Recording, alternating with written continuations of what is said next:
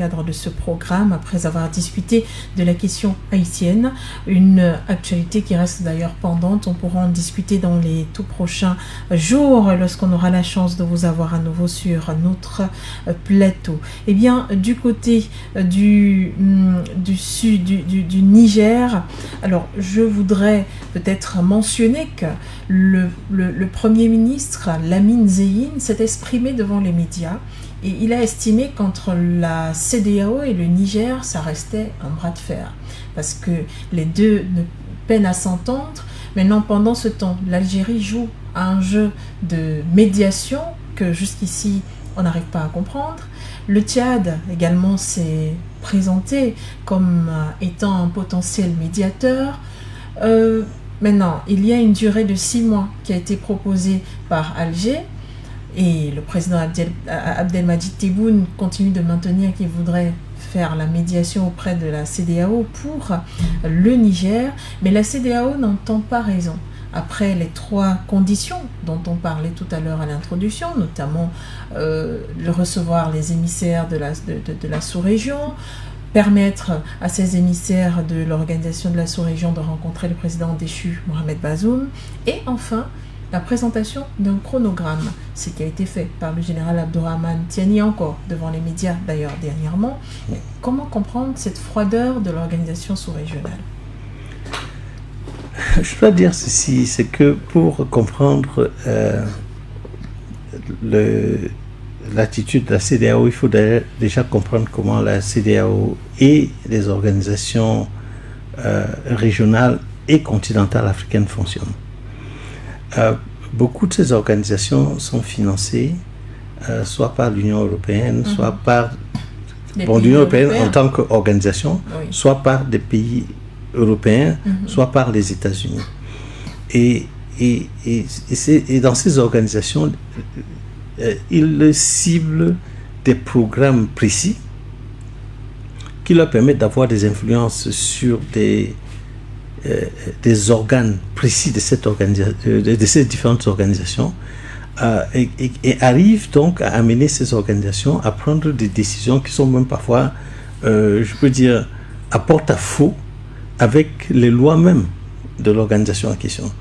Parce que quand vous étudiez le comportement de la CEDEAO depuis le début, depuis le changement de régime au Niger, vous vous rendez compte que la CEDEAO est non seulement complètement, d'un point de vue légal, à porte-à-faux avec ses propres textes, mais est dans une immoralité extraordinaire. C'est du jamais vu, le genre de sanctions que des pays africains peuvent exercer sur leur pays voisin. Heureusement que 2 et 3 pays voisins ont refusé de se mettre avec eux.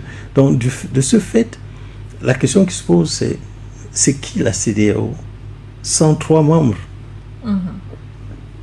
Pourquoi et comment est-ce que la CEDEAO peut prendre une position comme celle-là et qu'on n'entende que 2 ou 3 pays qui parlent? C'est-à-dire que vous entendez le Nigeria, le Béninois et l'Ivoirien, c'est tout.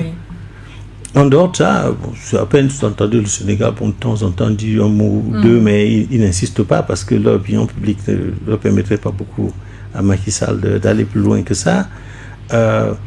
Vous, au Ghana, juste du bout des lèvres, etc., ben, il y a Sierra Leone, le Libéria, tous ces autres pays. La CEDEAO, c'est quand même beaucoup de pays. Mais il y en a 3 qui disent nous, on ne veut pas en entendre parler. Il y en a 3 qui s'excitent. Or, ces 3 pays sont des pays qui ont des régimes. Si vous regardez le régime ivoirien, tout le monde sait que Ouattara, c'est un putschiste qui est arrivé au pouvoir à la suite d'une longue rébellion financée par lui-même et par la France, avec la complicité de Blaise Compaoré, et qui a marché sur le sang des Ivoiriens pour arriver au pouvoir. Bon, donc il doit tellement son pouvoir à ces gens-là que je ne pense pas qu'ils prennent une décision de son propre chef. Au Nigeria, le président nigérien a un déficit de légitimité. Ces élections sont mal passées. Et donc, c'est des gens qui sont en recherche de quelque chose pour le positionnement de légitimité. Oui, même pas de légitimité, de distraction, je dirais. C'est-à-dire que, voilà, pour détourner l'attention sur les choses. Et Talon, il est en sérieuse difficulté à l'intérieur de son pays. Donc, vous remarquerez que ce sont des gens qui, à l'heure actuelle, sont dans une logique, je dirais, personnelle en vérité. C'est pas bon, mais il le place sous le couvert de la CEDEAO parce que la CEDEAO, les bureaucrates de la CEDEAO sont payés par les pays occidentaux. Et donc, ils s'excitent, les gens de la commission, le président de la commission, les membres de la commission, ceux qui écrivent les résolutions de ce genre de choses-là, ils le font, ils arrivent à les faire publier et à maintenir un discours qui satisfait leurs financiers. Cependant, cela ne change rien à la réalité, Madame Bégoudé, parce que la France a déjà lâché du lest. Son ambassadeur est parti. Ses soldats, bien sûr, sont encore là, mais je doute fort qu'ils puissent, même comme des voix s'élèvent au Niger pour dire que ces gens n'ont pas l'intention de s'en aller, je ne vois pas la France aujourd'hui en train d'entrer dans une bagarre avec le peuple nigérien en réalité. Peut-être ce serait de manière un peu plus floue, c'est-à-dire les militaires quitteront certainement le territoire nigérien, mais se mettront dans un pays voisin où une déstabilisation sera peut-être plus facile. N'oublions pas qu'il y a un ancien expert de la DGSE française qui s'est exprimé sur les médias en disant que leur présence leur permettait si on peut le dire, de faire un peu la police ou alors de mener des petites enquêtes, de préparer le terrain. Alors, de l'intérieur, il était facile de programmer une déstabilisation. En partant, la situation ne changerait pas pour autant. Ce qui est clair, c'est que c'est nous qui jamais baissons la garde. Les Occidentaux ne lâchent jamais. Ils sont constamment en train de compléter et ils ont plusieurs niveaux de complot. C'est-à-dire que pendant qu'on vous fait miroiter une chose, il y a autre chose, ensuite il y a autre chose, etc. etc.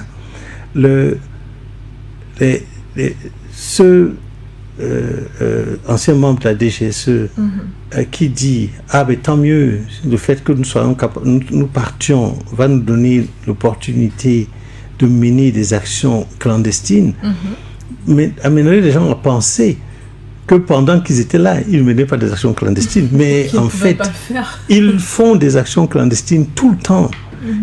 Ils agissent constamment sur tous les facteurs du pouvoir. C'est-à-dire qu'ils nous terrorisent économiquement, ils nous terrorisent diplomatiquement, ils nous terrorisent politiquement et surtout, ils nous terrorisent par le biais des services de renseignement constamment. Et c'est quelque chose, soit directement, mais de moins en moins par le biais de terroristes, d'organisations non étatiques qu'ils créent à volonté pour nous occuper. Et c'est d'ailleurs le lien que vous allez voir quand on parlera du second sujet, c'est-à-dire que c'est complètement financé. Les actions clandestines font partie du lot des instruments qu'ils utilisent contre nous. Et donc, à mon sens, il me semble que les mouvements, c'est-à-dire cette résurgence de la jeunesse pour la souveraineté et l'unité de l'Afrique doit tirer des leçons du passé et peut-être être un peu moins naïf que nous, on l'a été en notre temps, parce que je me souviens des conversations que j'ai eues avec Thomas et avec Blaise, même qui se laissera par la suite prendre complètement en main. Il y avait chez eux un degré, je dirais, et ça je ne veux pas leur manquer de respect, mais une sorte de degré de naïveté. C'est-à-dire, ils pensaient qu'il y avait des secteurs dans la population française, par exemple, qui étaient pour l'Afrique. Bon, donc, à ce titre-là, on pouvait ne pas collaborer avec la France officielle, mais on allait passer par le Parti socialiste ou le Parti communiste.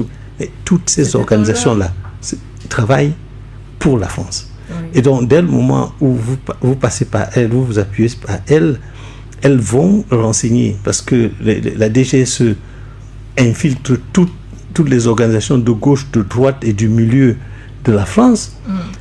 Aux États-Unis, toutes les organisations, toutes les ONG sont infiltrées par la CIA, etc.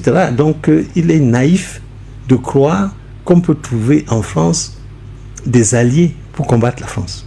Bon, et donc, à votre génération, moi je dirais, ce sont cette naïveté-là.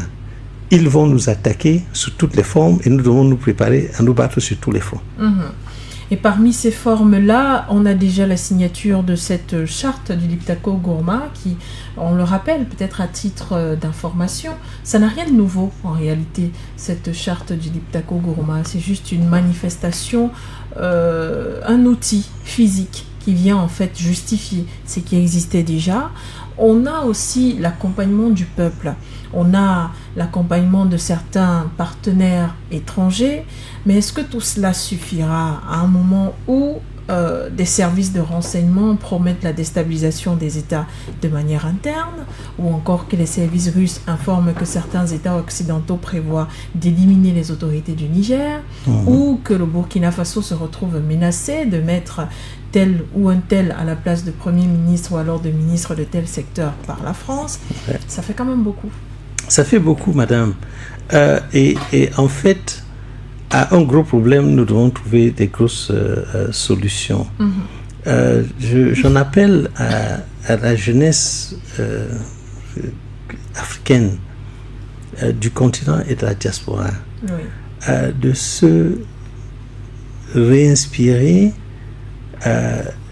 des écrits de Marcus Garvey et de Kwame Nkrumah, qui est de Cheikh Anta Diop, pour ne citer que ces trois-là, qui ont en réalité tracé la voie. Parce que Marcus Garvey nous dit ceci: il faut créer l'État tout de suite. Il ne dit pas, Marcus Garvey n'a jamais dit qu'il faut unifier les États, nul l'a créé à Berlin. Il n'a jamais dit ça. Il a dit, il faut créer l'État tout de suite. Et il s'est mis et il a créé l'État immédiatement. Donc, c'était une entité qui n'avait pas de territoire, mais qui se comportait comme un État. Il proclamait sa souveraineté. Il avait un drapeau, un hymne national, il avait une armée, etc.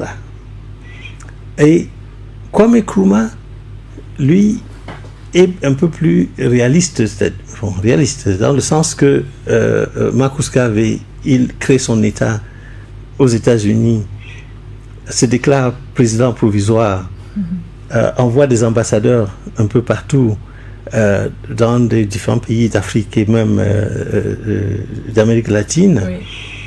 Mais on lui dit que tout le monde se gausse un peu, c'est un faux État, c'est un État sans territoire, des histoires comme ça. Kwame Nkrumah se dit, bon d'accord, pas de problème, moi je vais prendre un État, et il arrive à prendre le Ghana, à être président du Ghana, et je vais convaincre 1963 donc l'Organisation de l'Unité africaine et tous les autres États africains à s'unir. Mais il se rend compte, beaucoup de gens ne se souviennent que de 1963, Africa Must Unite, etc. Mais ils se souviennent moins de ce que Kwame Nkrumah écrit en 1972 quand il se rend compte que cette démarche-là a échoué. Il écrit un livre extrêmement important, le manuel de la guerre révolutionnaire. Et j'invite les jeunes à aller revisiter ce document-là.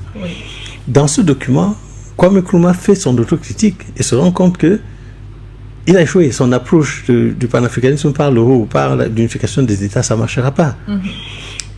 Vous voulez unir l'Afrique, unissez-la, n'attendez rien. Créez l'État. Et il demande aux gens de créer All African People's Revolutionary Army. Donc de créer une armée immédiatement. Oui. N'attendez pas d'avoir un territoire. Créez l'armée là. Parce que pendant que vous êtes assis et que vous dites, vous attendez, je ne sais pas trop quoi, de qui des petits voyous arabes sont en train de prendre du territoire et de créer des États. L'Azawad, c'est quoi? L'État islamique, qu'est-ce que c'est? C'est une organisation qui se crée, qui se donne un drapeau, se donne un hymne, se crée une armée, occupe le territoire. Et décide que tel bâti est un pays. Et c'est tout. Bon, donc, moi, j'invite les jeunes Africains à se constituer en un État immédiatement. Vous voulez un État panafricain, créez-le. N'attendez rien. Parce que c'est justement un acte de souveraineté que de créer quelque chose à attendre de qui que ce soit. Oui. La reconnaissance ne précède pas l'État. Un État se crée, il est reconnu par la suite. Oui. Donc c'est une erreur. Donc, nous, on a le sentiment que on ne peut créer l'État panafricain qu'en unifiant les États qui ont été créés à Berlin. C'est une erreur même de conception grave. Nous devons sortir de là. Nous devons dire, nous voulons l'Afrique unie. Nous voulons quoi? Vous voulez appeler ça quoi? États-Unis d'Afrique? Vous créez les États-Unis d'Afrique. Point. Parce que créer les États-Unis d'Afrique, un État, c'est d'abord une association. Et vous en appelez à tous ceux qui veulent devenir membres de ces associations à prendre la carte d'identité nationale ou le passeport. Oui. Et vous commencez à créer tout ce qui relève d'un État. C'est-à-dire que vous créez une armée, vous créez un service de renseignement, etc., etc. L'État d'Israël avait une armée et tout, avant que l'État ne soit proclamé en 1948. Donc, je ne sais pas, nous, on est constamment en train d'attendre des choses. On attend l'administratif. On attend que quelqu'un, voilà, que quelqu'un nous adoube d'abord, avant qu'on fasse ce qu'on peut. J'en appelle aux panafricanistes, aux jeunes panafricanistes. Il ne vous manque rien. Vous êtes suffisamment bien organisés. Vous êtes partout, en Afrique et dans la diaspora. Créez l'État immédiatement. Créez une armée immédiatement. Oui. Portez-vous volontaire pour aller vous battre au Niger, au Mali, au Burkina. Mais on est dans tous les pays là. Créons un service de renseignement. Si on crée un service de renseignement aujourd'hui, nous sommes infiltrés partout. Les Noirs sont partout, même si comme balayeurs. Si on collecte les renseignements, il n'y a personne qui pourra nous déstabiliser. Ça peut paraître comme un rêve bâché, mais je vous assure. Mais en fait, la chose qu'il y a, c'est qu'on n'a pas à attendre. Oui. Parce que si vous attendez attendre longtemps. Ça fait depuis 1963, on est quoi là? On est en 2003. Il n'y a pas eu une seule forme d'unité. Au contraire, il y a 54 pions. 55 maintenant. Ouais, et si vous les laissez faire, on sera bientôt 75. Parce que dans chaque pays, quand on retrouve les ressources quelque part, on cherche une partition. Ça peut peut-être faire une transition pour notre deuxième sujet. Effectivement, c'est une transition, mais avant d'atterrir sur cette transition, est-ce que Mali, Burkina Faso et Niger ne sont pas sur la bonne voie en ce qui concerne la création de cet État? Parce que je rappelle quand même que la constitution de chacun d'entre eux, surtout celle du Mali, que je maîtrise peut-être mieux que celle du Burkina et du Niger, prévoit une alliance entre les États, prévoit que l'État soit dissous si jamais il fallait se mettre ensemble afin de créer un seul État. Oui, bon, moi je ne pense pas qu'une démarche empêche l'autre. Oui. Si on a la chance qu'il y ait des États déjà constitués qui bénéficient de la souveraineté internationale, qui acceptent de s'unifier, alors on accompagne le mouvement, vous voyez. Ce que je veux dire, c'est que les gens ne doivent pas s'auto-censurer. Oui, ils ne doivent pas s'auto-censurer. Il n'y a rien dans le Cameroun créé à Berlin qui donne plus de, je sais pas, de légitimité à quoi que ce soit que ce que nous pourrons nous asseoir ici à Troyes et décider que nous voulons créer un État dont le rôle est, et c'est en ça que j'aime la formulation de Marcus Garvey. Marcus Garvey dit pas que le panafricanisme c'est l'unité des États nuls qu'il y a en Afrique. Il dit que c'est la création d'un État suffisamment puissant pour accorder la protection aux Noirs sur le continent et dans les diasporas. Bien, donc je prends l'exemple de l'État juif. Ils sont basés à Israël, mais ils protègent tous les juifs partout où ils sont. Vous ne pouvez pas toucher un juif immédiatement, vous allez les voir venir. Hein.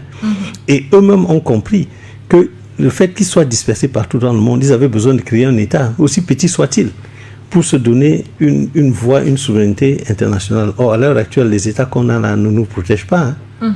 Voilà. Donc, on peut créer un État et naturellement accompagner tous les autres États constitués qui veulent s'unir et combattre ceux qui ne veulent pas s'unir, parce que eux nous combattront, ça c'est sûr. Hein. Vous voyez partout les panafricanistes, on ne leur donne pas du lait. Hein. Au Bénin, Kémy Séba, on l'arrête, on l'enferme, choses comme ça, voilà. Merci infiniment, professeur Djekam. N'oubliez surtout pas de vous abonner et d'activer la cloche de notification pour ne rater aucune de nos prochaines vidéos.